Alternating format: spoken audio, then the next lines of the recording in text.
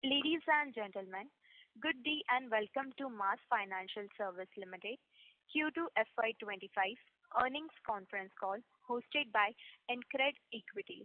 As a reminder, all participant line will be in listen-only mode, and there will be an opportunity for you to ask questions after the presentation concludes.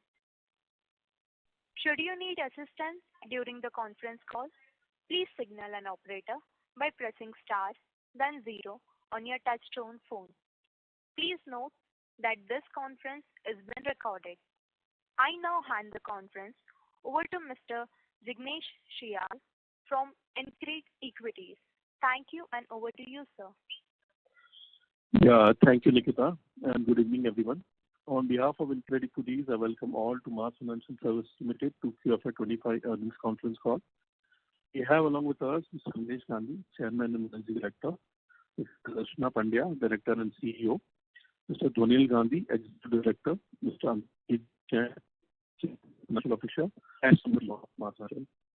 We are thankful to the management for allowing us this opportunity.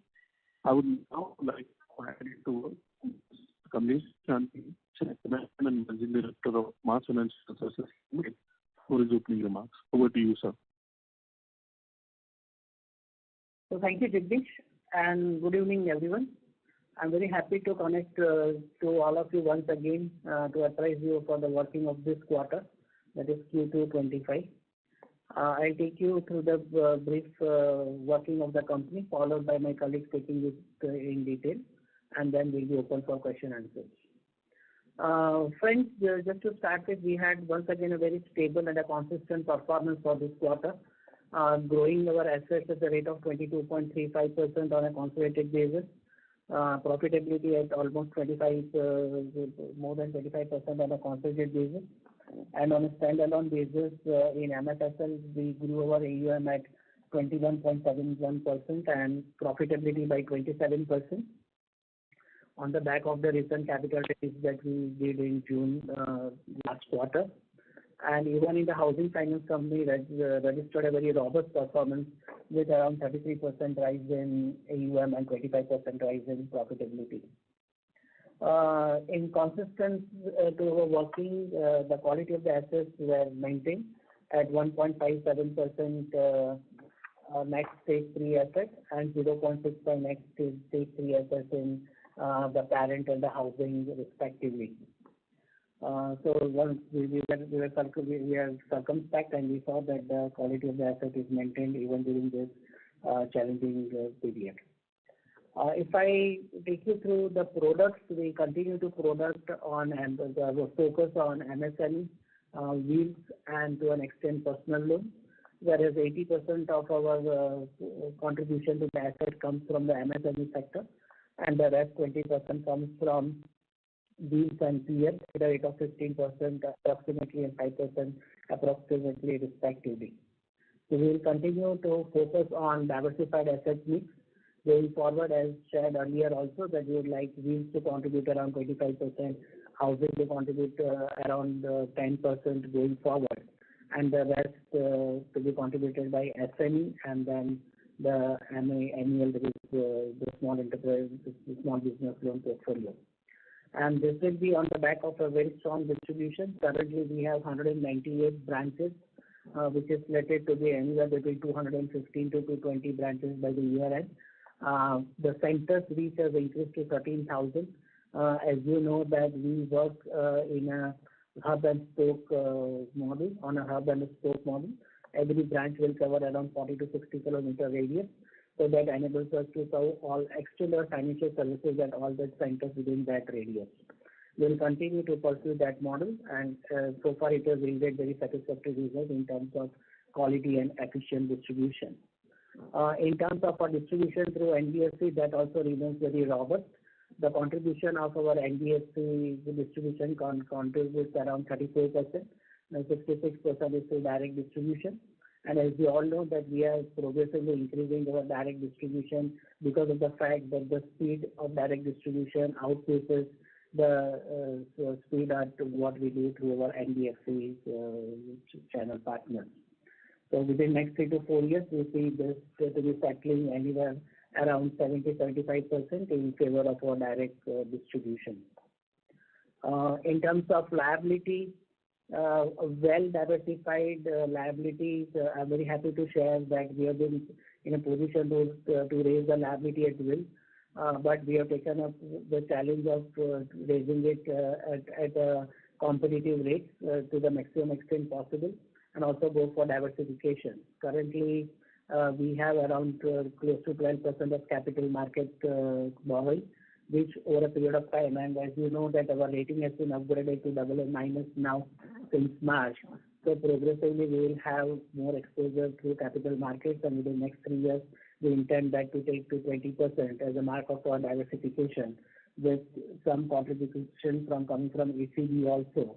That will give us a very well diversified liability mix, irrespective of the fact that we have a very strong support in domestically right now within our conventional means of funding, namely the private banks, public sector banks, and the DIIs like SIDBI, NABARD, Mudra, and all.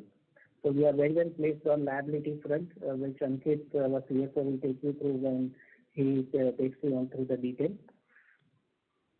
Very important part which I'd like to discuss here is on the HR front. We are on a consolidated basis, we are close to now 4,000 personnel working in the group. We continue to focus on getting higher efficiencies from them, and at the same time, the optimum use of technology should increase the productivity of all the employees, reflective from the fact that we are in a position to maintain our operational costs by and large on the stated objective line.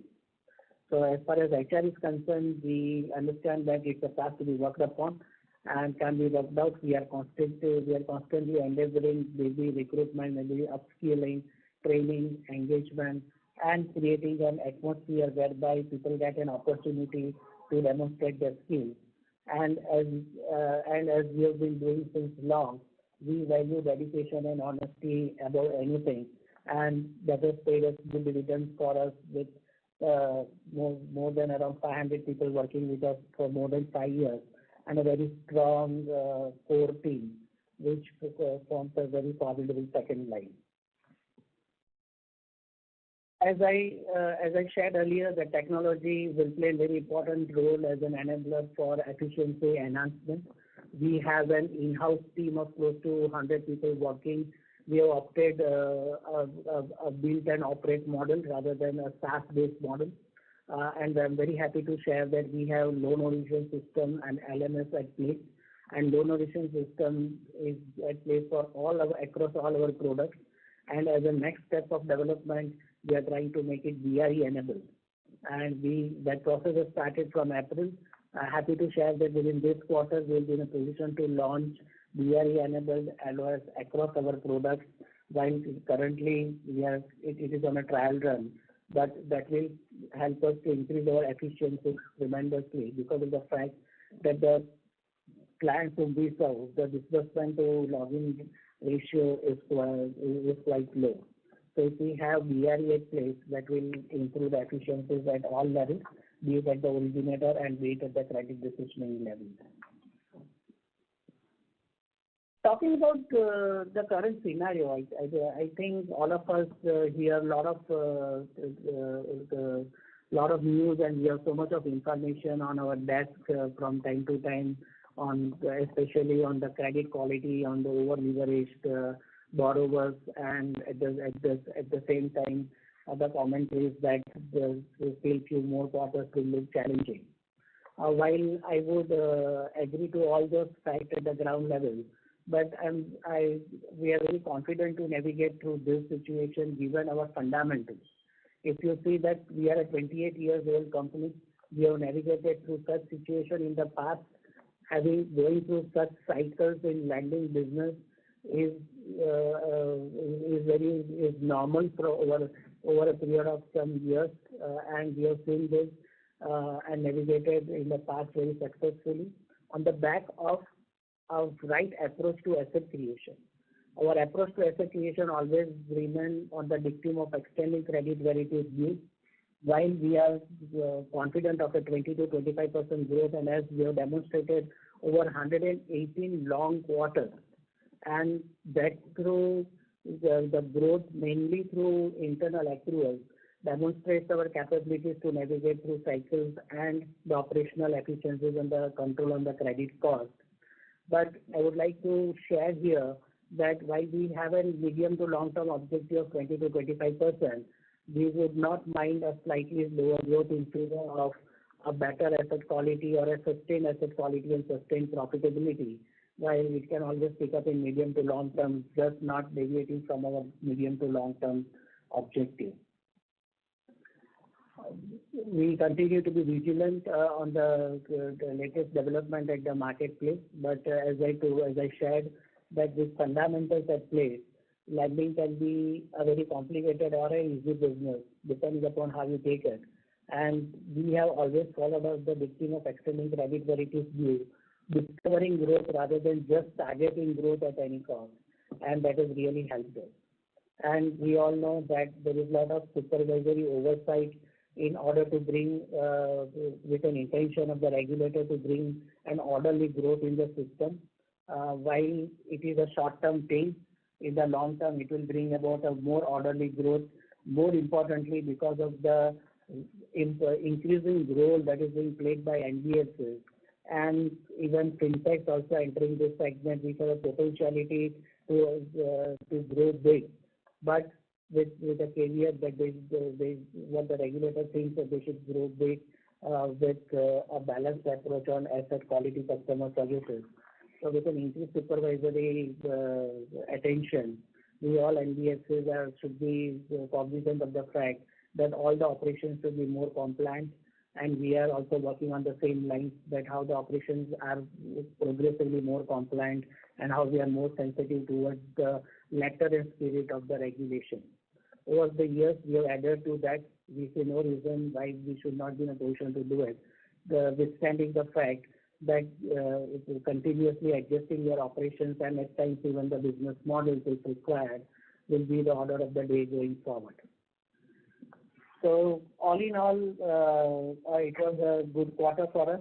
We continue to have confidence in the coming quarters as we go ahead, as we have done over all these years across our product lines and across our area of operation on all the aspects of the business.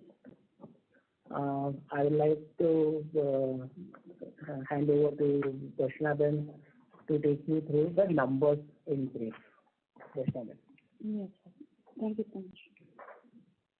Good evening, everyone. So, to start with the numbers on performance, I'll be first briefing you about consolidated numbers and then we'll take up the standalone numbers. So as shared that it was a good quarter for us. There is a growth of 22.35% in AUM on consolidated basis. That is from 9,547 crore to 11,682 crore. And as far as PAT is concerned, there is a growth of 25.31% from 62 crore to 77.62 crore. Coming to the standalone numbers, total income on, if we compare the quarters, total income grew by 23.75% from 296 crore to 367 crore. Profit before tax, there is a growth of 27.56% from 80 crore to 102 crore. Profit after tax, it has increased by 27.60% from 60 crore to 76.57 crore. If we compare the half-yearly results, total it is in similarity with the quarterly numbers. Total income grew by 23.73% from 577 crore to 713 crore. Profit before tax grew by 26% from 156 crore to 196 crore. Profit after tax grew by around 25% from 117 crore to 147 crore. If we look at the configuration of the portfolio, our micro enterprise loan grew by 11.39% from 4,260 crore to 4,745 crore. SME loan grew by 23% from 3,232 crore to 3,974 crore. there is a growth of 14% in two-wheeler loans from 624 crore to 712 crore. Commercial vehicle loan growth is 62% around 556 crore to 900 crore. And salaried personal loan, there is a growth of 83%, 372 crore to 685 crore. So we can see that in the overall growth percentage, MSME segment contributed around 62% on if we compare the Y-on-Y AUM growth. Talking to you about portfolio quality, we could it was remained stable. That is 2.36 gross stage 3 assets as compared to 2.29 gross stage 3 asset in June quarter, and net stage 3 asset is 1.57% as compared to 1.52% in as on June 2024. Now coming to the housing numbers, the AUM is stands at 665 crore. That is a growth of 32.67% from 500 crore to 665 crore. On quarterly numbers, the total income, there is a growth of around 35% from 15 crore to 20 crore. Profit before tax grew by around 23% from 2 crore 47 lakhs to 3 crore. Profit after tax, there is a growth of 4.63%, 1.90 crore to 2.37 crore. And half-yearly numbers, total income grew by around 35.83% from 28 crore to 38 crore. Profit before tax, there is a growth of 30.23% from 4 crore 48 lakhs to 5 crore 84 lakhs, and profit after tax grew by 30%, 3 crore 49 lakhs to 4 crore 54 lakhs. Here also the quality of the portfolio remains stable. That is gross stage 3 asset is 0.93% as compared to 0.90% in June quarter, and net stage 3 asset is 0.68% as compared to 0.65% in June quarter. So this was about the performance for both the companies. Now I'll request Ankit to take us through liability and capital management. Yes, thank you, ma'am. So good evening to all. To elaborate on the liability management, we, through our efficient liability management, was able to maintain average cash and cash equivalent of around 950 crore even after this QIP raise, and unutilized cash facility of around 300 crore. In addition to this, we have sanction on hand to the tune of more than 2,000 crore in the form of term loan, direct assignment, and co-lending. In the September quarter, we did around 600 crore direct assignment and co-lending transactions. We further have more than 1,200 crore sanction on hand, which will be utilized during the year. We recently entered into a co-lending partnership with UCO Bank. This partnership will help us to further expand our clientele and provide credit to the sizable and underserved and unserved MSME customers at affordable cost. The company aims to maintain around 25% of AUM as off-book to direct assignment and co-lending partnerships. We have available cash facility of around 1,500 crore, out of which utilization remains at around 20-25%, and that portion is kept as a liquidity buffer. During the quarter, we raised around 660 crore term loan, which has an average maturity of 3 to 5 years. Further, we have around 800 crore term loan sanction on hand. Further, we raised between 150 crore NCD through private placement during the quarter.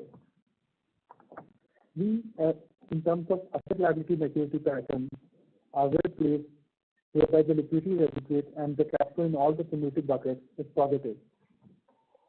The capital adequacy remains strong at 26.52%, with Tier 1 capital at 23.76% and debt equity of 3.25 times.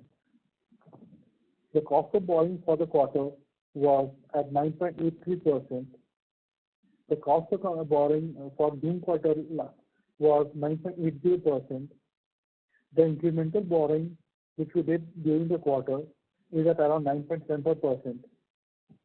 The cost of borrowing remains stable, and we expect to remain at the same level in the coming quarter also. So that's on the liability management, and now we are open for the Q&A round. Thank you.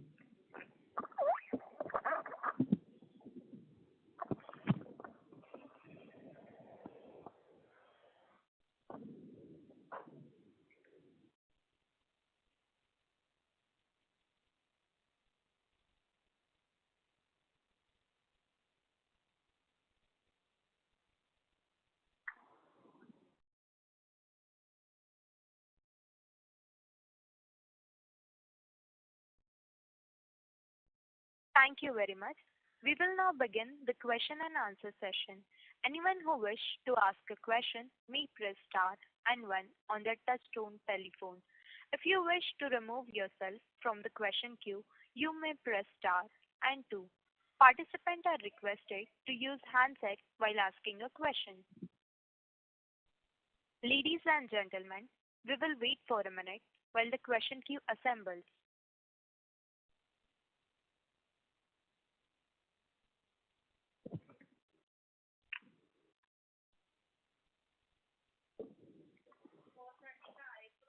The first question is from the line of Ankit Gupta from Bamboo Capital. Please go ahead, sir. Yeah, thanks for the opportunity and congratulations for a strong set of numbers in this, challenging environment. So, sir, my first question is on the asset quality. If you can talk about, are you seeing some signs of stress across, your geographies and our assets, any signs of some stress across, let's say if you look at all our product categories from SMEs to two-wheelers and micro enterprises loans. So if you can talk about, any signs of stress that you are seeing across all these product categories, and how do we see growth, in these challenging times? See, as submitted, our gross three-stage asset has increased slightly. So you can say that we have seen a slight stress across our product categories which we offer, including annual, two-wheeler and commercial vehicle. SME had been benign for us. So marginal increase in 90 DPD has happened, so that has taken from 2.27 to 2.36%. Despite of utmost caution exercise, this is the slight increase in the delinquencies, and going forward, we don't see an additional stress because the way we have examined our portfolio and the way we do it from time to time, we don't see that increasing substantially. While it might be range bound anywhere between 2.25 to 2.5%, as we have always been maintaining. If you remember, we always talk about range bound gross stage 3 assets from 2.25 to 2.5. That is because of the very reason that each of the businesses we serve goes through cycle, and then can be certain situations what we are going through right now. So on the stress, we would be happy if we can be in a position to manage anywhere between 2.25 to 2.5%. And on GNPS and net NPS anywhere between 1.5 to 1.75%. That is our stated objective. In terms of growth, our medium-term to long-term growth guidance remains intact, anywhere between 20 to 25%. We have always shared that we are not a quarter-to-quarter company. We don't mind a quarter of a lower growth in favor of a better quality and a sustained profitability. So we will take a call as this quarter process, and then we will discover the right rate of growth. But it won't be substantially lower than what our long-term objective is. So, sir, that's good to hear. Sir, on the micro enterprises loan side, on MFIs, we have been hearing quite a bit of stress. The results which also have been reported in the segments for a lot of microfinance companies as well as the SFBs do reflect the pain in the segment. So for us, how are our companies where we lend to on the micro enterprise line loans doing? So if you can comment on that. Since since last 6 quarters or so, we have been progressively tapering our exposures on microfinance companies. As I talk to you currently, they form less than 5% of our total exposure on AUM for the on loans given to MFI NBFCs. And we have been very selective on to whom we lend, and they are the ones who have gone through a rigorous test of liquidity and solvency, and accompanied by our strong on-site diligence. So we continue to be very vigilant on those fronts as far as our working with our MFI and NBFC partners are concerned.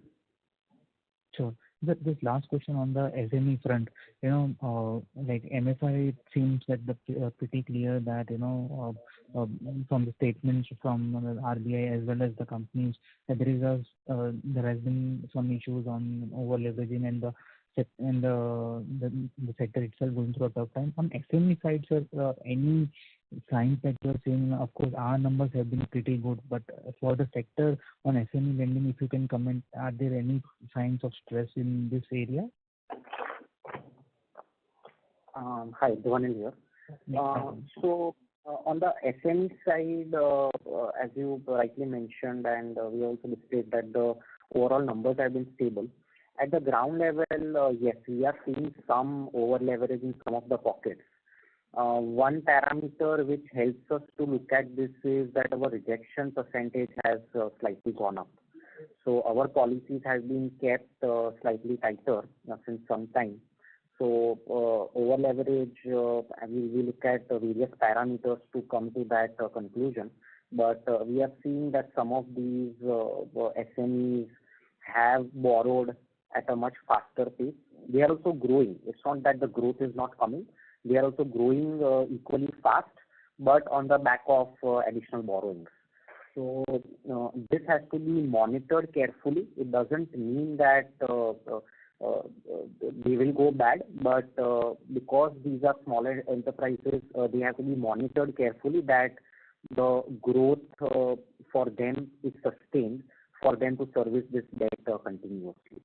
So yes, slight stress on the over leverage front is being seen. Our rejections have gone up, but for the amount of business that we want to do, we are confident that we'll be able to weed out the good borrower. We'll be able to bring out the good borrowers and continue our growth on them. Okay, that's good to hear. Thank you and wish you all the best. Yeah. Thank you. The next question is from the line of Shubhranshu Mishra from Phillip Capital. Please go ahead, sir. Hi, Kamlesh. Good afternoon. So, 2 questions. The first one is around our NBFC partners. So, have we changed any of our credit loss arrangements with any of our partners in the recent past? And if yes, what would be the number? And how do we look at the proportion being sourced from NBFC partners in the next 3 to 4 years? What would that proportion be? The second question was around assignment. Assignment and securitization markets are scaling new highs. Is there any pricing issue that is coming because of the supply? So there's a lot of bank portfolio also coming into the assignment securitization market now. So are we facing any issues in terms of pricing there? Thanks. So in terms of, as I said earlier, in terms of our NBFC partnerships, we have been quite circumspect, and the loss given defaults or the losses in our partnership business with NBFCs is on the stated lines. It is not increased substantially, and it is within the FLD group provided to us, and they are in a position to serve the portfolio as per their obligation. So that is not creating any stress as far as our business is concerned. On the second question on the configuration, as I shared that over the next 3 to 4 years, there is approximately 70-30 in favor of our retail distribution, only because of the fact that the retail distribution will grow faster as compared to our NBFC distribution. And in terms of assignment, I think how we work, if I understood your question correctly, how we work as far as assignment is concerned, that we have a steady line of sanctions from the banks given our past track record. They take a seasoned portfolio and then an ECL is worked out, and this is that the pricing is done. And this is the quality of our portfolio. We are in a position to raise the assignment limits well within our acceptable interest rate, and that is sub 10%. And as far as assignment is concerned, it is in par with any other source of funds that we raise through term loans or through capital markets. And currently we have a very healthy lines of sanctions on hand as far as assignment is concerned. If you would like to add something. So this quarter, I think we are coming from the point where the 21% of our book is DA. But because we did CRP last quarter, therefore we had a higher liquidity on hand, and therefore we raised our total borrowing this quarter was lesser as compared to last quarter, and some part was also because we did a lesser DA, and this resulted into a 21%, 22% output. As we told, we are planning to have a 25% of book going forward. Understood. Thank you.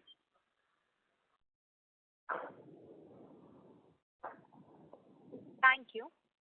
The next question is from the line of Abhijit Tibrewal from Motilal Oswal. Please go ahead. Yeah, thank you. Good evening, everyone. So just one question. While you have articulated what the current scenario is like and how we are not seeing as much stress as some of our peers are seeing. So one thing that I was trying to understand is versus past cycles that we have seen and successfully navigated. Back then, the proportion of loans which were sourced from NBFC partners, and to that extent, the FLDGs that we had in our portfolio were maybe higher or significantly different versus our loan mix today, where a large part of the loan book today is sourced through your retail distribution, where you might not necessarily have FLDGs in place. So in what we are seeing today in terms of the asset quality environment, how would that impact the scheme of things? So to be more precise, how could credit costs be different this time around versus what we have seen in the prior stress cycles? So in this scenario, what happens is that when we are going to directly through a direct distribution, the loss, when we talk about a manageable stress, we talk about the risk-adjusted returns. That is, the loss that were anticipated, they are within those lines. So the numbers might look more as we progressively increase towards a direct distribution, but that will be offset by the higher yields, and that is well within our yield metrics. So whenever we were doing through our partners also, let me share here that what we were doing with our partners also, we are very circumspect of the fact that the mirror image of the portfolio should also be maintained. And we had an idea, we always had an idea that we don't want to benefit at the cost of the partners' losses. So the conduct as far as the credit screening is concerned and as far as the approach to asset creation is concerned has always been as if it is on our books only. So we are not finding anything new to adapt to the change in configuration when we talk about direct being increased as compared to indirect. And when we talk about the anticipated losses, I think that will be well within the risk-adjusted return anticipation as we see right now. And we are confident that it will be within that parameters given our credit underwriting. And that is why I shared that we won't mind, we would like to discover growth rather than just determine growth. And depending upon the market situation, we will be growing. And that will give us a lot of comfort in terms of asset quality. Got it. This is useful. So, sir, the second one is more of a clarification question. You did articulate that our medium-term loan growth guidance or agent growth guidance is 20 to 25%, and in the short term, right, I mean, they will not shy away from taking decisions because of which maybe growth could remain a little lower than the long-term guidance. Then, I mean, fair to conclude that, I mean, maybe this year we are potentially looking at somewhere between 15 to 20%. Difficult to assign any number, but it will not be that wide in range, and we will see quarter to quarter. It will be difficult for me to assign any numbers right now, but suffice to say that priority will be asset quality, profitability, and growth, while our endeavors will be to maintain anywhere between 20 to 25% as demonstrated. But what I was sharing was that we would not mind a slightly lower growth in favor of better quality and profitability. So I could not assign a 15 to 20% range, but maybe few percentage here or there. Got it. And so just one last question, if I may ask. I mean, during COVID, you really demonstrated that you indeed do not shy away from slowing down when need be. At least at this point in time, looking at the current environment, I mean, you're not seeing anything like that, right, which will prompt you to really start going slow on business growth. If we, as you very rightly pointed out, we will not shy away anytime. Be it COVID or be it a situation where there are other triggers causing quality issues where lenders have to be cautious. So in past also we have maintained that we will not shy away from our stated objective of quality, profitability, and growth. So we will take the call as and when the time comes and on a quarter-to-quarter basis. But as I see right now, as you say in Q2, we could see a decent growth of 22%. In Q3, maybe from a range of 20 to 25%, a few percentage here or there if needed. Got it, sir. This is useful. Congratulations on a good quarter and wish you and your team the very best. Thank you so much. Thank you.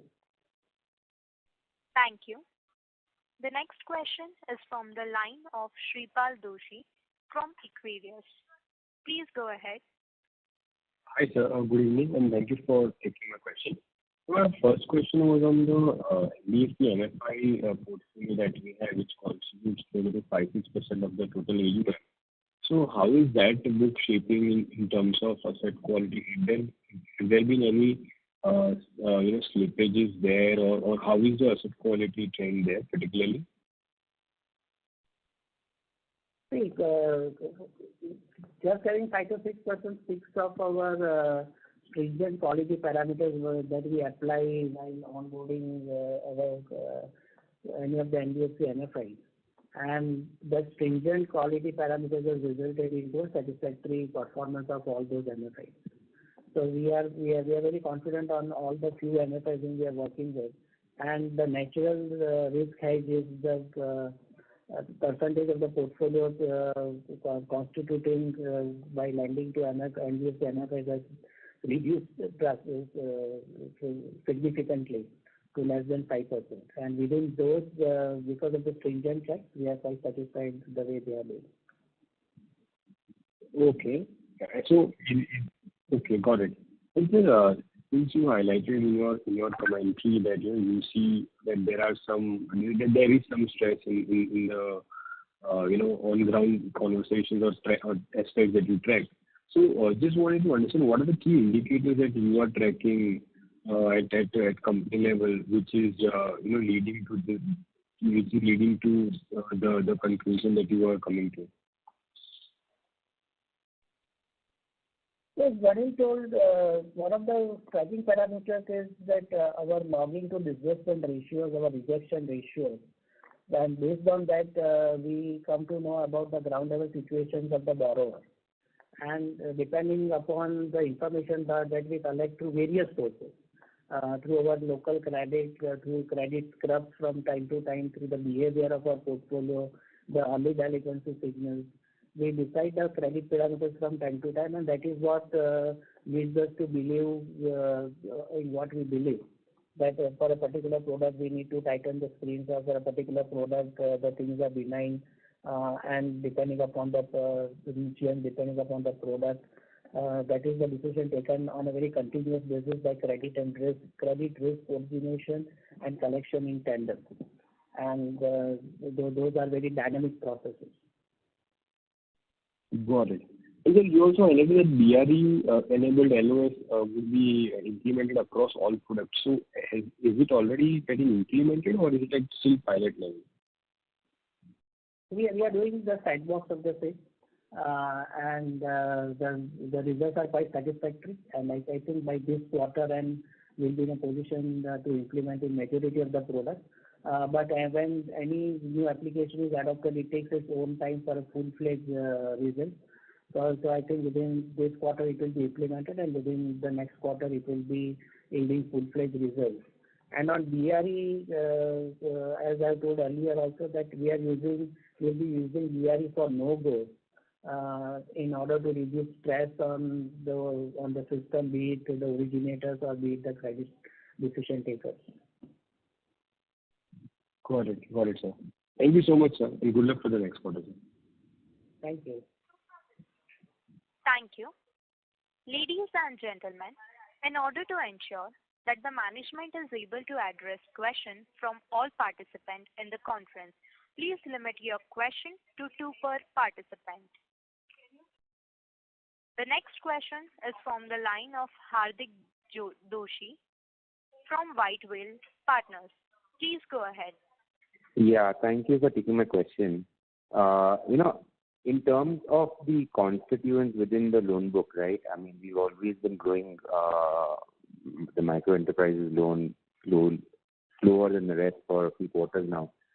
So when you talk about a potential deterioration, I assume that will mainly be coming from this segment, while the other ones will continue to grow at the current trajectory.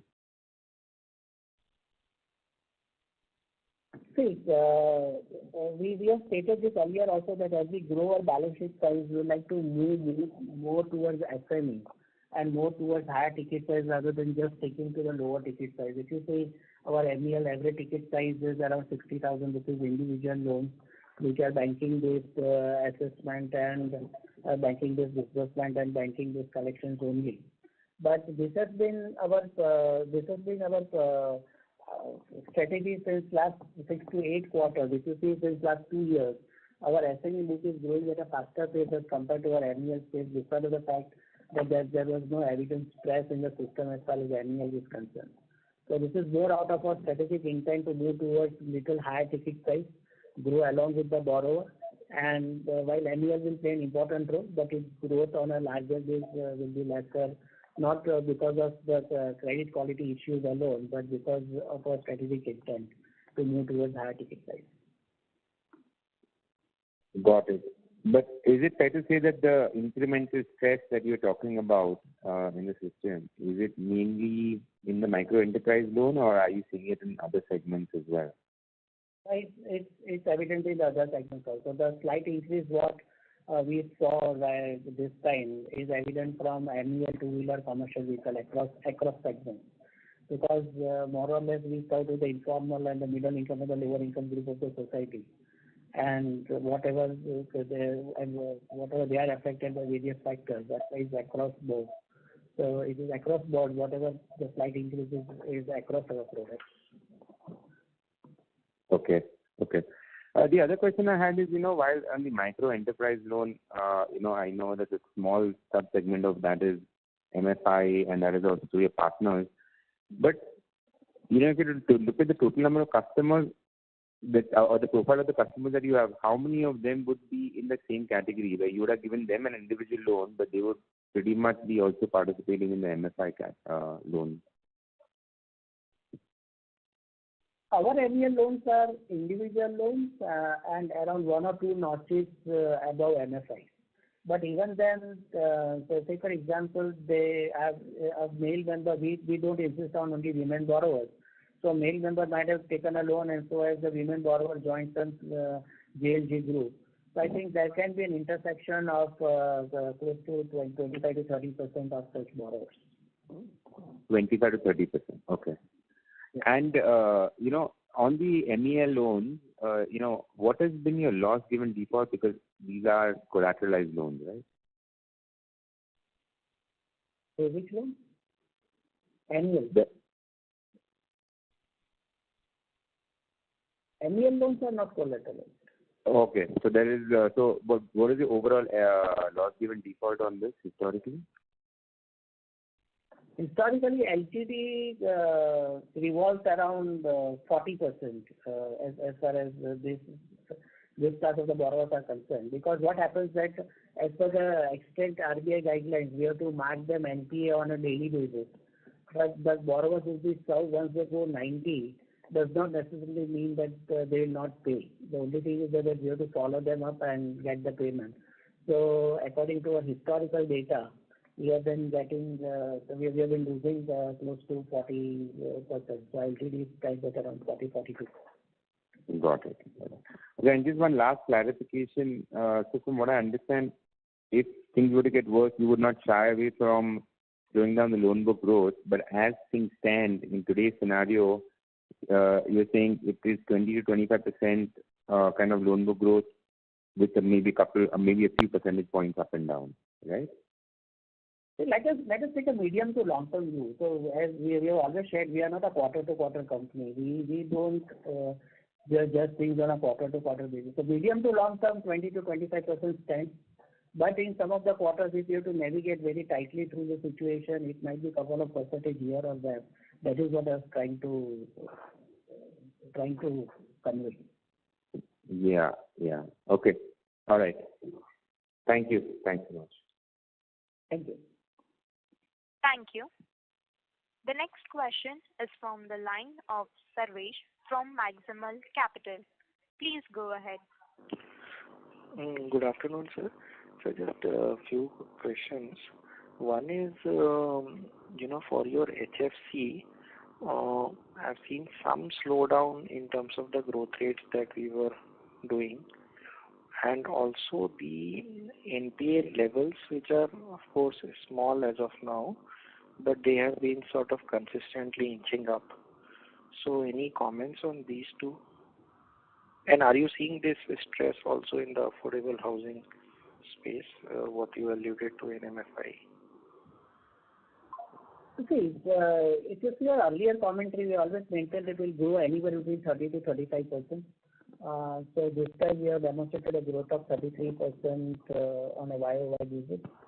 So that is in line with our stated objective. In terms of the asset quality, that is the range bound. Because we saw the informal class of the society and we have always given a range bound target. So if you see it is still at the lower end, if you compare the industry standards, it's a net NPA of 0.64% after providing on a gross NPA of 0.96%. I think that is well within control, and we see this range to continue. We see that as the portfolio matures and as the size increases, the GNPA will range anywhere between 1 to 1.5%, and NNPA can be anywhere between 0.5 to 1%. That is well built in the yield matrix. No, so GNPA is of course range bound. So we don't see any any red flags from that, but it has been inching up consistently. So do you see? If you look at your gross stage 3, I think that has been inching up consistently. So do you see any trend there, or is it? What is causing it to increase consistently, although it was at a very low base earlier? That is characteristic of housing finance, that as the portfolio matures, some of the stress can start crystallizing over a period of time. So this is the impact of maturing of the portfolio from time to time. So we started from a gross NPA of 0.5% to right now, as the portfolio matures every quarter, we are seeing some increase in the GNPA levels. That is well within the anticipated on the anticipated line. The reason is the portfolio maturing and the stress crystallizing. Understood. And sir, one question pertaining to a previous participant's question. So now, as we are moving more from the wholesale business to doing it on our own, so earlier, these were sort of built in the interest rates that we were getting, which were lower. And probably we would have also seen that the interest rates that we were getting, subtracting for the possible losses, is possibly that difference was higher than what our normalized losses were. So was that also a reason to move more towards our own business? In fact, working through intermediaries, to be very honest, there was an age during the stressful time whereby the intermediaries used to bear the losses. When we do directly, we have to be more circumspect. While as I shared earlier, we were circumspect also when we are working through our partners on the mirror imaging of the portfolio. We never wanted to profit from a partner's loss. But as I have told many times, that the reason for the recalibration in the configuration of direct versus indirect is the result of the direct growing at a faster pace as compared to our indirect distribution. We were 90 odd branches. We are now 198 branches. And we'll be doubling our branches within the next 3.5 years. I don't see that sort of growth through our intermediary channels. While in absolute terms, the business will increase with them also. We have a fantastic experience with them so far. And we will continue to do business through those channels also. But there will be a recalibration in the configuration of the business we do because of this very reason. But net, sir, do you foresee any impact on our ROAs now that we are doing significantly more business through direct, and wherein now all these losses will have to be bared by us? Although we will get more interest, but net, do you see any benefit, or is it going to be similar, especially given the challenging scenario? So we have been cognizant of this fact right from the word go, and we have designed our models, both the models in such a manner that one model does not cannibalize the profit of the other. So irrespective of the distribution channels, our ROAs will be range bound anywhere between 2.8% to 3%. And whether we increase our direct distribution or whether it is more through our NBFC channel. So that is the pricing, and the operations are planned accordingly. Understood, sir. Thank you and all the best. Thank you. The next question is from the line of Nikhil from SIMPL. Please go ahead. Yeah, thanks for the opportunity and congratulations on good set of numbers. Most of the questions have been answered. Just one question. Now, when in this scenario, I hope I'm audible. Yeah. Yes, you're audible. Just one clarification or understanding. Now, in this scenario, when there is some kind of a stress, which overall at the sector level people are talking about, how does our branch opening rate gets rationalized? So, because we had one set of markets where we were always present and another set of markets we were trying to enter.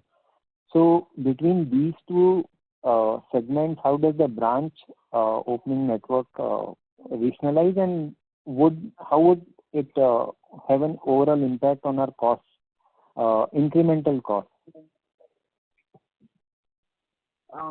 So our branch network planning is done sometime in advance. So we already start our recce, a few quarters before we are planning to open up a branch or a center. So I think the overall branches that we have planned for the year, we'll go ahead with those. We don't see much of a challenge there because our due diligence is already being done. The markets are there for us to enter and get the kind of business that we were anticipating. Yes, the overall tightening wherever we do in the credit policy will be applicable to those locations as well. Anyways, whenever we start a new location, we go slightly slower anyway. So it's not that we'll be going very aggressively on those new locations. We'll try to understand. We'll be a little more careful, but at the same time, I think as per the plan, we'll keep on opening the branches, which is planning to add around 10-15 more branches in this financial year. And we'll go ahead with those. So cost-wise, manpower for us is the major cost. Asset-wise, the branches are pretty asset-light, so that is not that big of a cost factor for us. Manpower recruitment across all the products is something which is important, and I think that is already built in our overall planning. And just a continuation here. So, see, when you build a model of the branch turning profitable or breaking even, because you've been operating over the last 12 years and you've seen this cycle multiple times, unlike what it was in COVID. So, how does the branch break-even networks or periods get extended, or generally we are able to manage in the same period? Just from historical background, how does our assumptions change? So historically, we are a multi-product company, so it depends on which product we introduce there first. But the average range for the branch to break even would range anywhere between 6 to 9 months. That the branch would start, breaking even.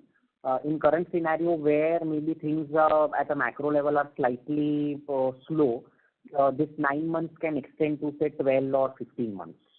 So depending, again, it's very location specific, so might get slightly longer. But the core objective with which we started that branch, the way we want to penetrate that demography remains the same. So that I think we don't have too many branches going on opening up on a parallel basis. So that is a cost that we can absorb even if few of the incremental branches take a little bit more time to turn profitable. Okay, sure. Thanks a lot. Thanks for that explanation. Thank you. The next question is from the line of Srishti Jidipati from Ambit. Please go ahead. Hi, am I audible? Yes, you are. Good evening, sir. Thank you for taking my question. Largely, my questions have been answered. One is on account of your experience in terms of going direct. How has the experience been largely, if you could cover as to how slippages would be divided and credit costs should be divided between the two methods of doing the business. And secondly, sir, if you could talk a little bit about, although the salary segment has grown well, the ticket size has been coming down, average ticket size. If you could talk a little bit about the customer profile here and what all geographies, if you are seeing any stress, what all geographies are under pressure. On your first question on our experience of doing direct, like to share with you that we have been a specialized retail company since decades. The only change we made post 2011 is where we saw a lot of scope working through NBFCs as intermediary channel, and thereby bringing about a very efficient last mile delivery of credit. So we are not new to retail credit distribution. So our experience and our learning is of years and decades together as far as retail distribution is concerned.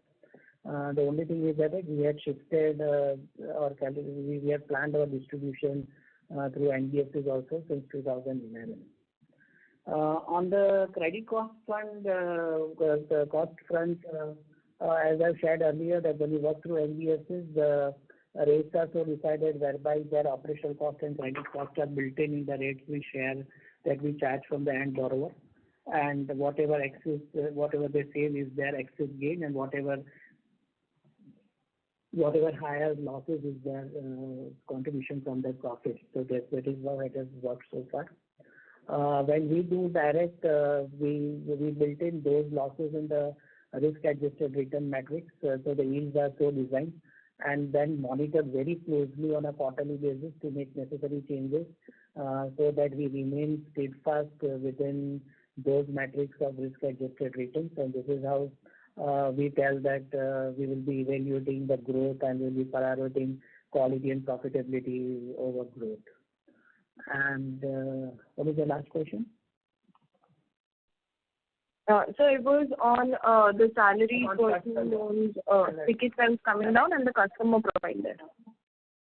So salary, if I talk about the customer profile, they are all salaried individuals earning anywhere between 25,000 rupees to 1,50,000 rupees.